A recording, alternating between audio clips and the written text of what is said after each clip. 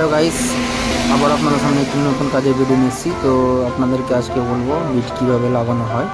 তো প্রথমে আপনারা কর্নারের দু সাইড কেটে নেবেন, দিয়ে বক্সটাকে আপনারা কর্নারে ঠিক মতন সেটিং করে নেবেন, তারপরে ডিল করে আপনি লাগাবেন।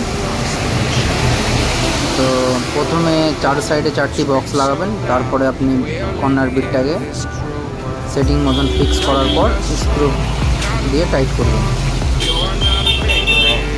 দেখতেই পাচ্ছেন কীভাবে কাজটি হচ্ছে। তো ভিডিওটি শেষ পর্যন্ত দেখুন, তাহলে জানতে পারবেন বিট কীভাবে লাগানো হয়।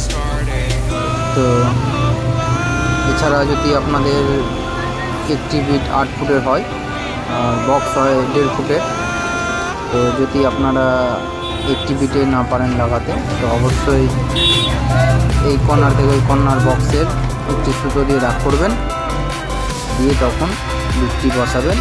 তারপরে একটি বিটে না হলে আর একটি বিট কেটে ফিক্স করবেন, যাতে বিটটি স্ট্রেট দেখায়। প্রথমে আপনি কীভাবে সুতোটা মারবেন, সুতোটা দেখুন এইভাবে এই কর্নার থেকে ওই কর্নার পর্যন্ত আপনি সুতোটা এইভাবে মারবেন, তাহলে লাইনটি স্ট্রেট হবে, কাজটি ভালো হবে। আর কতজন কেটে কি সুতো দাগ না মেরে ডাইরেক্ট বিট বসায়, তো প্রবলেম হয়, দেখতে পাই কি টানা হয়, বিট ঠিকঠাক ভিড়ে না, প্রবলেম হচ্ছে এটি।